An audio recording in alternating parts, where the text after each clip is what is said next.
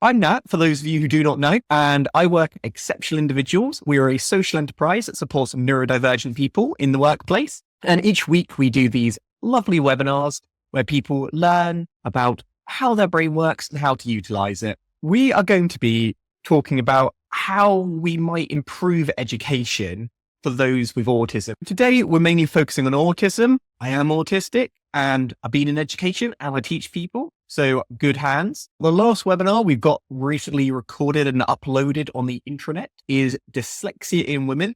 It's an interesting webinar where we talk about the differences, both biological and environmental, on how dyslexia is in the different genders. Education for autistic students through neuroscience. We're going to be looking at this with a slightly different lens. Last year, we looked more broadly at neuroscience in education, but now we're doing a deeper dive, particularly aimed at autism, because autistic students do have a significantly different way where they prefer to learn. We're looking at what type of advancements could make this journey more successful. What are we going to be learning? We're going to be learning about some of the challenges of educating those with autism and additional needs more generally. We're going to be looking at educational applications. What techniques or strategies can we do? Not that long ago, we looked at how neuroscience could benefit ADHD. And this is a similar way, MRI, we're broadening it out.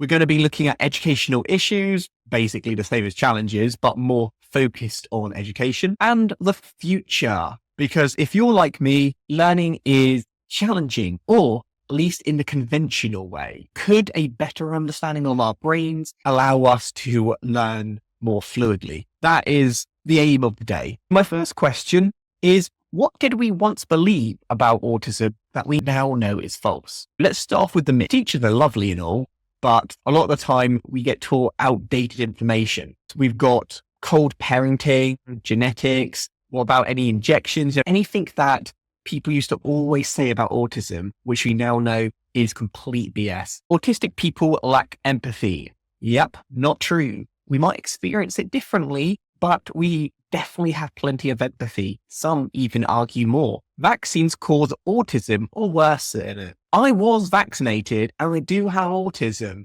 but you're right. Correlation doesn't equal causation. It's not real. People believe that. I tell you what, was it measles? One, it's not true, but also get your kid vaccinated. It's about intelligence. No, it's not. While some people with autism do have intellectual challenges, the vast majority do not. All people with autism will need lifelong support. Maybe they'll need lifelong adjustments or better understanding.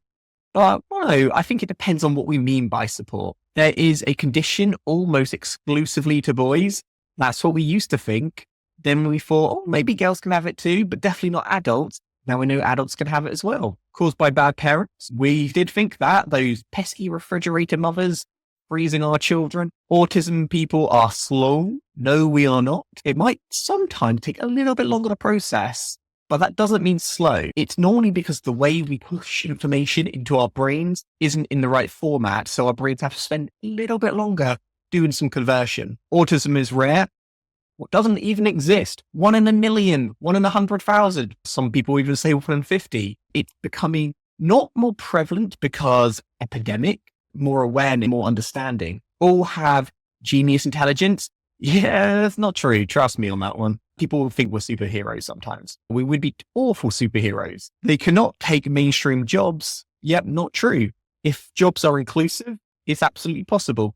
Oh yeah, we've got measles, mumps, rubella, MMR, all the lovely stuff that those injections will hopefully stop us from gaining, or at least from killing us. Another one is that the spectrum is completely unable or very able. And it's not really a linear thing. It's three-dimensional in terms of how autism affects you, what's easy, what's difficult. It's not always stagnant. It can change over time. We know there's a lot of things that are false, and we teach those false facts onto others, which is an issue. Let's do a little bit of a knowledge update. I want you to select all the ones which you know of or believe to be true. We've got autism research is expanding. Basically, are we learning more? Hopefully, yeah, we are. Pretty easy that one. We are learning more every day. One example is this lovely diagram here. where we look at the genetic link to autism to other developmental conditions and cognitive disorders. And autism overlaps really heavily with schizophrenia, phobia, we've got anxiety, OCD. Essentially, we realize it's more genetic than we ever believed previously. Brain changes in autism are clearer. Yes, but we've still got a long way to go. When we're doing scans, we can see changes, but more research is needed. Autism cognition it's not like you are always autistic, but how your autism affects you does change over time. Adult neuropin autism is higher. Plasticity is essentially the connections in our brains. It's the ability for them to evolve and change. As we get older, our plasticity gets a bit more rigid and it's harder to learn. But some would say that our brain always has an element of plasticity. Whether or not it's higher in those with autism, I would say it's different with those in autism. But we're learning lots. I want some myths. I want you to tell me if they're true or not true. We're going to keep focusing on the myths because this is one of the biggest reasons why our education system sucks, because we believe outdated things. We've got autism is caused by a vaccine. You have already mentioned this one. Is it true? Is it false? Yep, false. People with autism lack empathy. False. I think we can see a bit of a pattern here. All autistic people have intellectual disabilities. False. Autism can be cured. False. It's lifelong. Autism looks the same in everyone.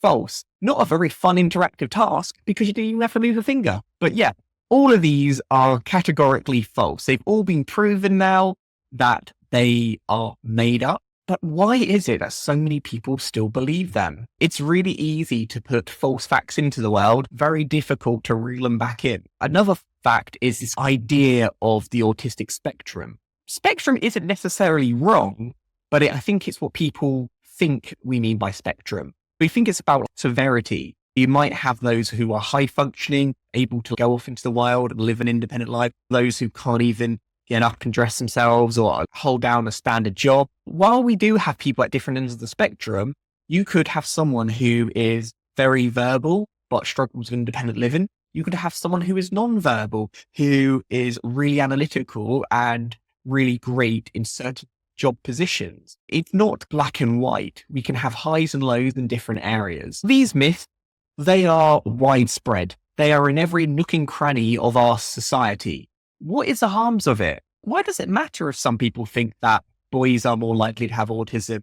Is it really that big of a deal if we think autism is something that can be cured? What is a little white lie between me and you? We've got higher unemployment in ND folks. I initially read that as higher unemployment in Norfolk. I was like, well, they do have unemployment. Yeah, it's true. If people think that we are not able, then we are less likely to get jobs, more likely to be unemployed. And then that stereotype that we are unable to work gets higher and higher. Skew data. Absolutely. We make policy decisions on data, and if the data is not there, policies aren't going to be moving in the right direction. Stigma prevents hiring and promotion. Unfortunately, that is a real thing. We've got conscious, which we're aware of, and our subconscious, which thinks without us even. Our subconscious is quite influential. We might say that it's not going to influence us. We all do. We've got lack of early interventions. We do know that while autism is lifelong, if you get interventions early on, that is when our brain is most adaptable to change. Remember how I just spoke about that is when the brain is still able to mold and be adaptable. Autistic people could miss out on receiving potentially life-saving vaccines. Do not reflect reality. Yeah. So we know these myths are bad. How and why are they seeping into our education system? And what can we do about it? One more fun fact to learn about the brain. I want you to put a little pin on the prefrontal cortex. We spoke about this modular theory previously. The modular theory was the idea that different sections of the brain are responsible for different areas. We've got this bot here, creativity, this little bit here, timekeeping. This bit here is humor. That is completely not true. However, those in autism, not just in autism, but there are sections which have a higher priority or where the majority of the processing is done. When it comes to social behavior, decision-making, a lot of the areas that those with autism struggle in, it does tend to be in the prefrontal cortex. That is true. But But it's just worth noting that just because something happens in a region doesn't mean that is solely the only place. Our brain works collectively together. It's saying, I want to be a weightlifter, so I would only train my arms. You have to train your whole body. And it's the same with learning. You can't just focus on one area. It has to be the whole thing. Some other outdated and common myths are the following. I want you to select which ones you have heard of. We've got people with autism can't form relationships. That is quite common, and quite often people with autism are just left alone because people assume they don't want to make friends. Autism is just a phase. It's not like your emo or goth phase. This is something that's with you forever. Autistic people prefer to be alone. Yeah, we talked about that. Some neurotypical people do. Some neurotypical people don't. Only boys are autistic. We've brought that one up already. Not true. Statistic males are more likely to be autistic. And maybe there is some genetic reason for that, but a lot of it comes down to those who get diagnosed and those who do not. Autism is caused by bad parenting. No, I'm sure there are some bad parents out there with autistic kids. Just a coincidence. It's nothing to do with that. That being said, though, if you have a bad parent and you have autism, you might not receive the right support early on, which could lead to some of the characteristics being more challenging later in life. But when we start thinking down that route, you might assume everyone with autism that the parents clearly didn't do something right. I tell you, autistic mums are scary. They are some of the most courageous fighters I've ever met. They will not stop until their child gets support. Other things which maybe aren't so much myths, but outdated, is how we refer to autism. Back in the day, we had autistic disorder syndrome, pervasive development disorder. These terms are not exactly wrong because they were right time, but they are definitely outdated now. And it distorts our understanding of autism in present circumstances. Emma says, I watched a really interesting video of kids showing empathy/social awareness at age 5. And it's a textbook example of why girls weren't diagnosed. A really good example. I might have a look for that and see that. Chris says, psychiatrists have a lot to answer for in terms of stigma, including labeling. Yep. It is interesting, isn't it? Because we only support people who essentially inconvenience us. If someone isn't inconvenient, we just leave them alone. But later down the line, when they may need more support, or it becomes to the point where they can't mask any longer, their neuropathy, brain's ability to essentially mold, shape, learn new things becomes more rigid. We are screwing young girls over for the future by not allowing them to have the support they need early on. This is a massive systemic problem, one we're not going to solve overnight, but hopefully things like today, this session, education, will lead us down a more progressive route. On this one, super simple. I want you to rank the educational values of these neuroscience outcomes. If we were to bust some of these myths, to rid this way of thinking so people didn't have this in the back of their mind, what would be the result? Would it be that we'd combat autism myth? Would it be we'd have better insight into autistic pupils' growth and change? Could we have help with diagnostic challenges? Would we understand autism better, which in turn improve teaching? Autism is changing all the time, not autism itself, but our understanding and our knowledge.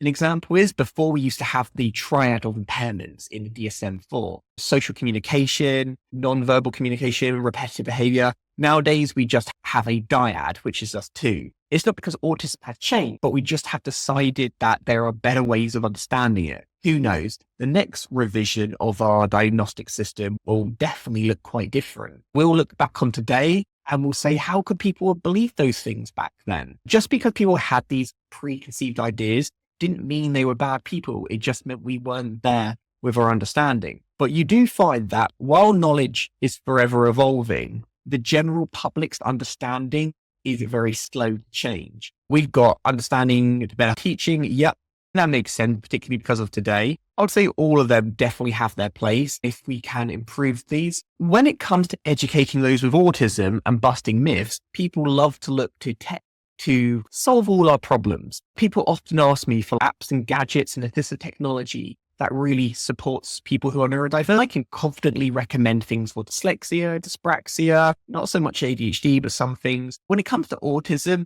I really struggle with recommendations. A lot of the things out there just do not work, or there is no scientific merit to the answers. We've got apps like emotional regulation or ones that teach social skills. When studies have been done on them, it was found that these apps, while they might seem like a silver bullet, a miracle solution, they have very limited transfer. A child or a young adult might get really great on the app, but it doesn't necessarily translate to real life. The research is very mixed. There are some studies that say, yeah, this brain training stuff, and others saying it has no impact whatsoever. If anything, it might even delay them because when they're on the app, they're not out socializing. They can be quite time consuming. You might be putting hours and hours with very little benefit. The claims that this will change your life, turn you around, open you up to new possibilities, excessively exaggerated. Jen says, it's an interesting point that will stick with me now.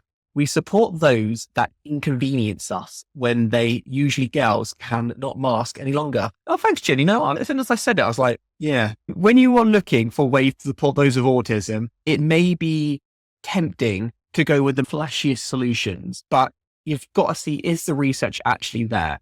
Just because it made it onto the App Store doesn't mean it's a tried and tested method, which is actually going to have impact. What are the pros and cons of teachers knowing about the science of autism? We've talked about the myths. We talked about some things that are actually true.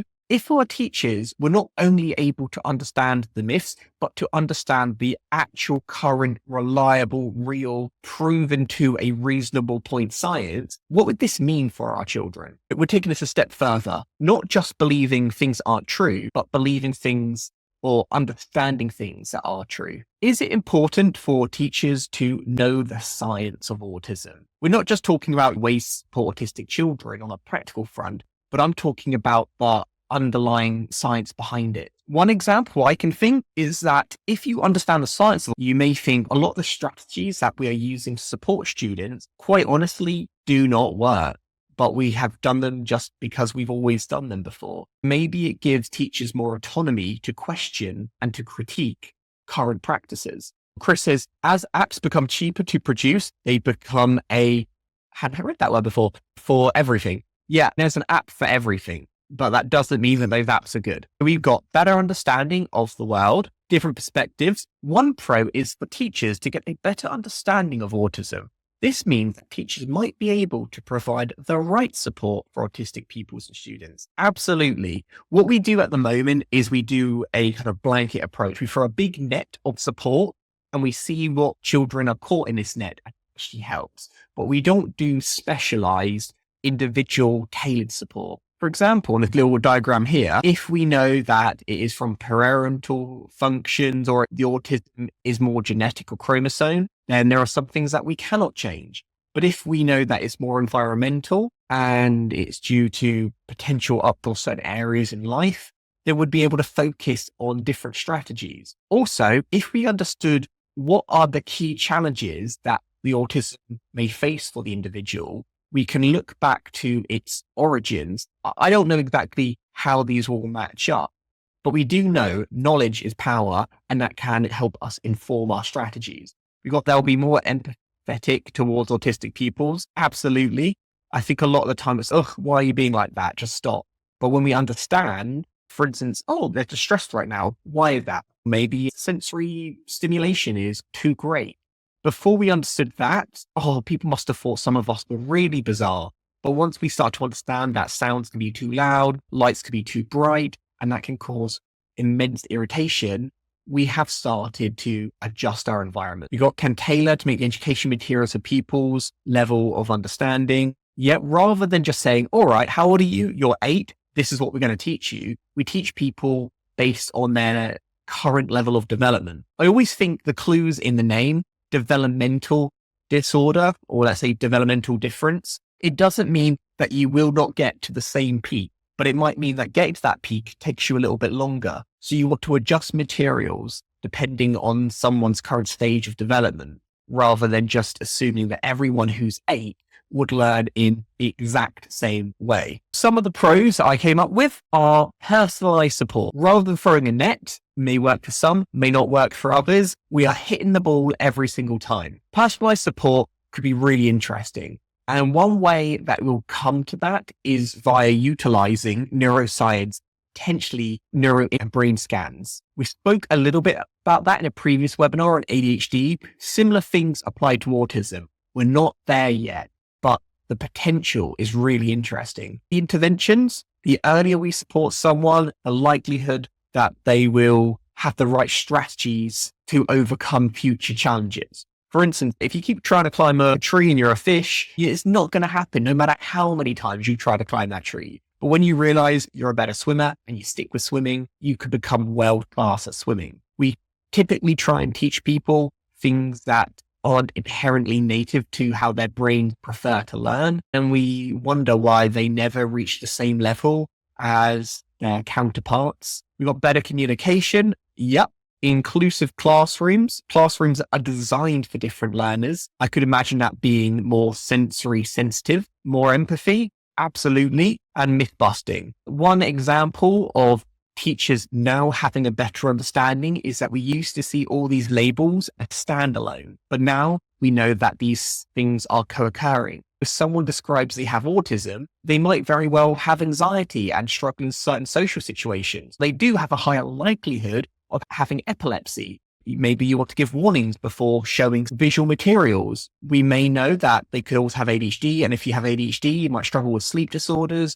And it might mean that your attendance slips a little bit. So you might be a little bit more chill with them rather than you have not done this or you have not turned up in time. The more we understand how everything interconnects and how the brain is joined together, the more informed our decisions will be. Our understanding will definitely change in the next 5-10 years. We do have to stay as up to date as we possibly can. Better understanding encourages teachers to adapt and try innovative approaches to find effective methods. Yeah, Chris, I think you're right on the money there. I'm not saying we have all the answers, but the more understanding we have, the more experimentation in the right areas we can do, which increases the likelihood that some of our approaches will be on the money. As we improve understanding, it naturally helps students flourish. They get tailored learning, provide early support. This is essentially the counterpart to the other slides that show the benefit aren't just for the teacher, it's also for the student. When we look at autism from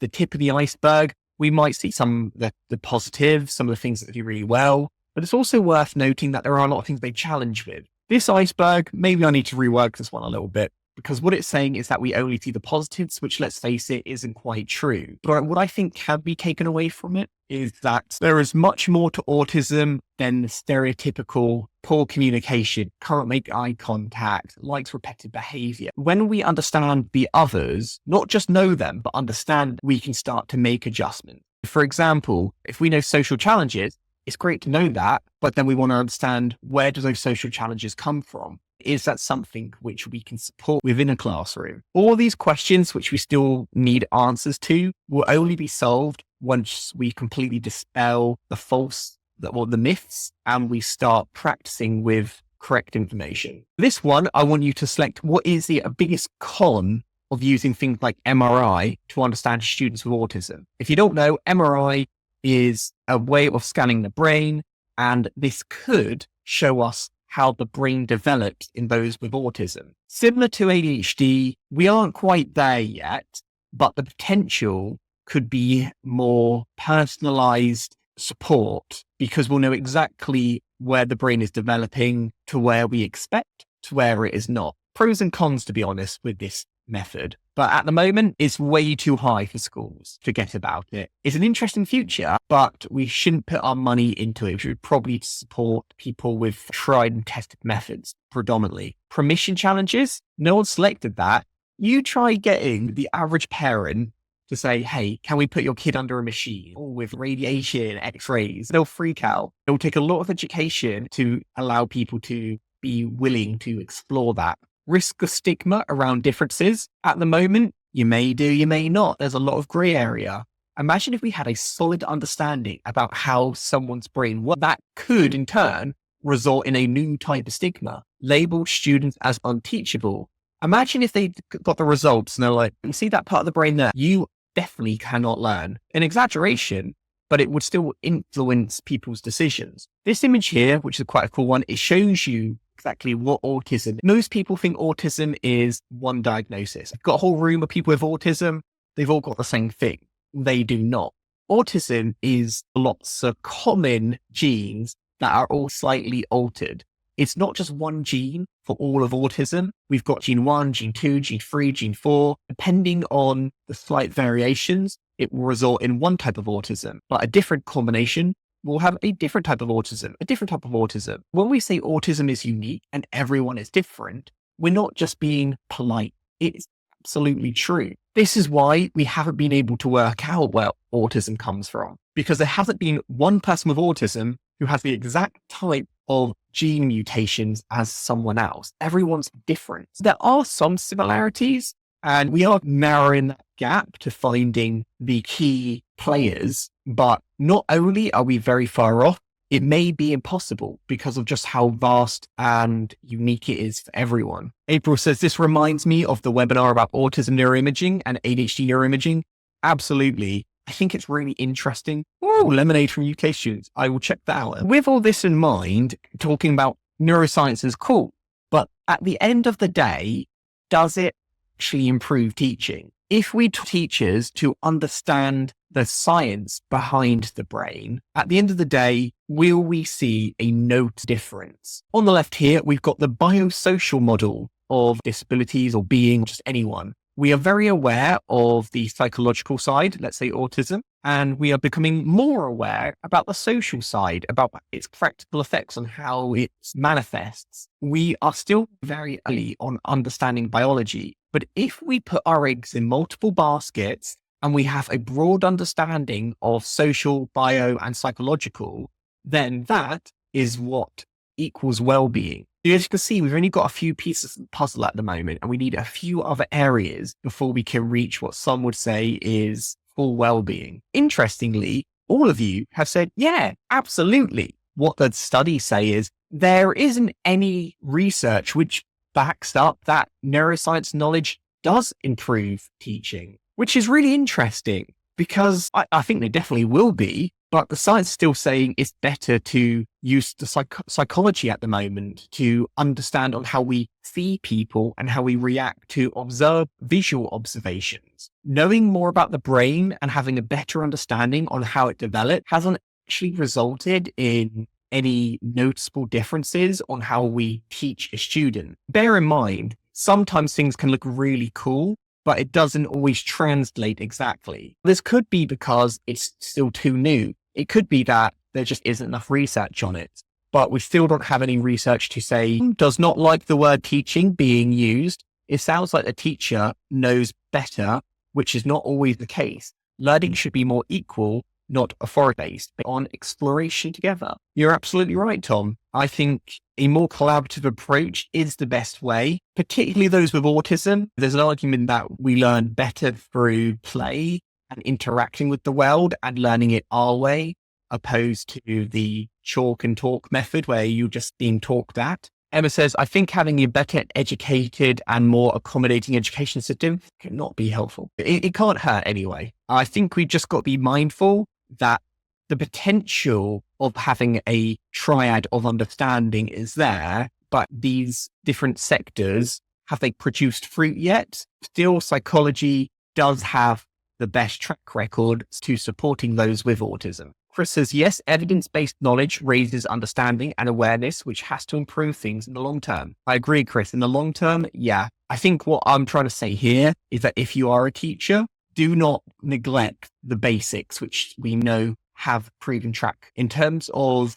more futuristic approaches to supporting those with autism, it's one to keep a solid eye on, but I wouldn't be making decisions based on current knowledge. Otherwise, we are just perpetuating brand new myths. Remember how I said we talked about all these false things that we now know to be false? But what are the things that are we learning now which may be false in the future that we just aren't aware of yet? That happens when someone does a newspaper article and says brain study equals to better teaching, and everyone's, wow, we need to invest now. And they're all shocked when the improvements aren't there. On here, I just want to get your thoughts. This is a controversial area. What do you think? Do you agree with or disagree with? Left if you disagree, right if you agree. But understanding how the autistic brain develops may help teachers be more sensitive and adjust their teaching. Agree or not agree? A lot of you are saying true on that. I do think it will have an impact, but Do I think it will have the biggest impact? Not yet. Also, in terms of financial, are we talking about what is realistic or what is ideal? Ideally, more knowledge is more power and you can use more with it. Knowledge or brain plasticity can help teachers adapt more flexible teaching methods. I'm a big one on that. If you're not sure what that one means, essentially, if we try and teach someone in a way that isn't conducive to how their brain learns, it isn't going to work. But when we understand how the brain can adapt and change over time, we might have more flexible approaches. Limited evidence supports the idea that a deep understanding of autism knowledge improves teaching. The evidence isn't there, but do you believe it or not?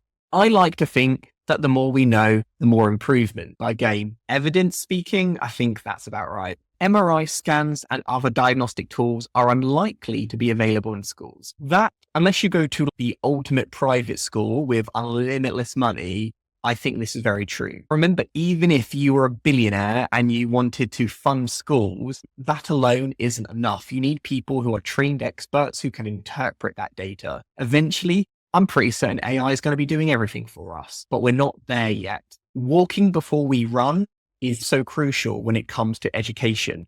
We shouldn't be teaching our children as guinea pigs. Tom says, MIR kind of sounds like doing factory things and treating people like commodity. Yeah, I get that vibe too, where you just like, all right, time for processing. All right, you're going there. If any of you have watched Futurama, in the future, they get scanned and a little thing tells you what job you're going to do, because that is the job you're best suited at. What if brain scans essentially dictate what we will do, what we can do? A scary future. We're not there, it's just an idea, but it's something that we should be mindful of. Any advancements we make are advantageous to the people that we initially want to help. Progress doesn't always mean that the world gets better. It just means we are developing in certain areas. One example of when this new way of learning has been put into practice was the BrainU Programme. It's an interesting study.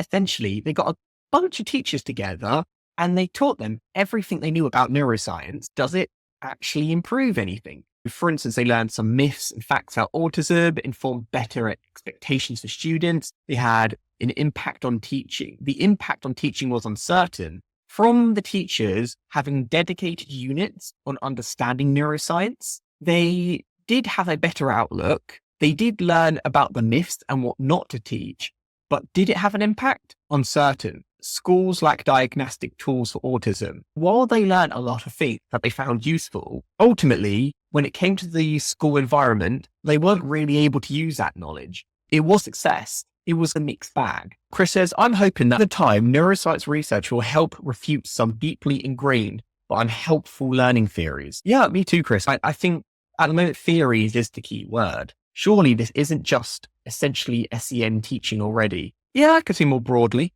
It's just an interesting program I found. There's no need to learn the neuroscience of it. All the teachers I know haven't been taught any of this stuff. In terms of debunking the myths, these are things that they've had to learn on their own, which again, the internet can be very confusing. Here's a little example of the teachers learning about neuroscience. Very interactive. And it's very difficult to take really complex subjects and make them digestible for everyone without diluting the granular detail too much. I know that because that's essentially what I do every week with you. I take complex things and I try to make it accessible. But by doing that, you have to choose what you keep and what you cut. Is it really your place to know what to keep and what to cut? Because here teachers are learning, oh, look, they're learning about neurons here and how plaques. Honestly, looks like a really fun program, but did it actually help? I would say it would help, but did it help to the amount they were expecting? They said probably not. I do think, though, learning about the brain, I would say, is more valuable than learning about our current diagnostic reports. For instance, we know autism has changed a lot over time, and most teachers will have a basic understanding of the ICD-11 or the DSM, how we diagnose people, but very few will have a detailed or a basic understanding of neuroscience. This one is just an interesting question. Say we were to teach teachers this, what would we even call it? Educational neuroscience, neuroeducation, mind-brain education. In a previous webinar, I think a year ago, I asked this question. And even today, we still don't have a name for it. I think this is very telling that we just aren't there yet in making sure that this is an embedded part into the curriculum that teachers have to do. I think we could probably come up with something a little bit snappier. If long-term SEND teachers develop a training, I'd be surprised if that didn't move things forward. I do find, if we're being a bit stereotypical, SEND teachers, they do tend to be older or retired teachers. I don't have any proof to why that is, but it might just mean it's a slower pace for them. In my experience, they had more outdated views, even though they were lovely and really kind. Chris says, I use the term educational neuroscience in use already. Let's go with what we already use. If we were to teach neuroscience to teachers, which would be good in the long term, who should be teaching it? Should neuroscientists be teaching it? Should psychologists be teaching it? Or should educationalists be teaching it? At first, this might seem like a really straightforward question. Neuroscience? Of course, neuroscientists. Neuroscientists aren't necessarily good teachers. They're really not, because they know all the fine details.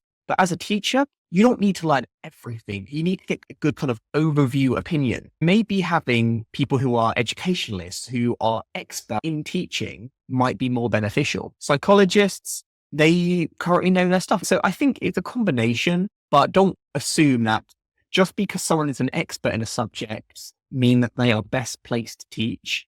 There's a reason why we have teachers and not academics teaching in primary school or secondary school, because quite honestly, they probably wouldn't be very good. LaDonna says experts are people too, and they have their biases. Yep, absolutely. They have their biases, they have their limitations, and you could be best professor in the world, but that doesn't mean that you would necessarily be the best suited person to teach your field to, say, an autistic student. Here is that book I was on about, Mind, Brain, and Education. This is an interesting book that takes a little look about how neuroscience could impact the education establishment. I want you to have a look at these and select which statement you agree with. We've got an increase in teachers' understanding of neuroscience can lead to better teaching. At the moment, mixed results. Basic research can find its way into the classroom through influences on policy. What we're saying here is if we want teachers to know this stuff, we have to influence the policy first. There is a need for research schools where practice and science jointly shape research. At the moment, we've got our education lists and our scientists, and they work segregated to each other. What if we joined them together and we joined our research and our education up a little bit more? There is a need for educational technologists, people who translate research into practice. I'm a big fan of this last one. An educational technologist is a cool name. It's someone whose dedicated job is to take the cutting edge science and make it accessible for teachers to be able to teach their students. We can't just say, oh, here's an academic paper, good luck. You have to be able to translate it to everyday talk while being mindful not to dilute it too much or dilute it to the point that you are now creating neuromyths. Because all these neuromyths, the vast majority of them came from solid research that was misunderstood. Professionals often do not agree what is best. What research would you follow? If you had a choice, would you follow research, like the academic stuff, or would you follow educational research? This stuff, let's face it, is more cutting edge and more exploratory, but educational research is practical. This is putting it in practice. Theory doesn't always translate to real life. In theory, something could work, but in reality, doesn't necessarily follow through. I'm probably gravitating a little bit more towards educational research because this is seeing the actual results. It's all well and good to say something, but unless we put it into practice, when everyone says with autistic children, oh, you should do this, that's a great idea in theory, but in reality, no. Then we got, what is the biggest roadblocks for educating those with neurodevelopmental disorders? What is currently stopping us? What's our big roadblock moment? April loves the Powerpuff Girls. Yeah, I love the Powerpuff Girls too. Need to have overcome disciplinary issues. What we mean by this isn't about being naughty or nice. It's the fact that you've got different sectors like education and research. The different ones, they don't like to mix much. Need to refine the tools used. A lot of the tools are not available in schools, so currently not a good solution. Does training in neuroscience understanding really have an effect? I think we need to know this before we start rolling out the red carpet to neuroscience education. I know most of us, including myself, definitely truly believe it does, but we need to know this for a fact before we start teaching it. A quick summary, potentials. There is so much untapped potential in this area. Neuroscience uncovers autism insights beyond behavior. Remember when we talked about that triad? Behavior, so psychology, is a really important part of autism, but we have other sectors, the social side, as well as the biology side. If we understand all of it, we'll have a far more three-dimensional view of autism. We've got more autism research is needed. We do not have enough data to make informed decisions as of yet. When it comes to different areas of research and education working together, this isn't being done effectively. We need to create a new mid-ground transition to avoid new neuromyths being planted and growing out of nowhere. If you thought, whoa, this was useful, I'd love to learn a little bit more, here's some interesting books and articles that you can read. Personally, I have read Mind, Brain and Education, which I found really interesting. But all of this is being linked in sites, so you can check it out. But always do your own research before making decisions which have an impact on young people's learning. Because once you taught someone something, it's very difficult to correct that thinking when new information comes to light. As you all know by now, we do workplace needs assessments. So check them out if you are neurodiverse and you need support in the workplace and you are in the UK. Any questions whatsoever? Teachers might be called explorers. Tom wonders if usage of words and terms affecting their understanding and thinking which affect the direction we decide to go in. I really like that, Tom. Maybe the word teacher is also loaded with too much stigma of what is expected from the interaction between student and the teacher. I could see explorer being a better approach as well. I like that. Our next webinar is Autism and Leadership. We are going to be looking at autistic leaders and some of the challenges that they have in leadership positions and how they may overcome them. I think this will be quite an interesting one, to be honest. There are some of us who do make it to the top, but even at the top, challenges remain. We'll be taking a look into this in the future. Follow me on LinkedIn. Here's my little LinkedIn QR code. Drop me a message, say hi, follow me, do all those lovely things. I hope you found today useful. That is everything for today. Bye, everyone. Really appreciate everyone and hopefully see you next week.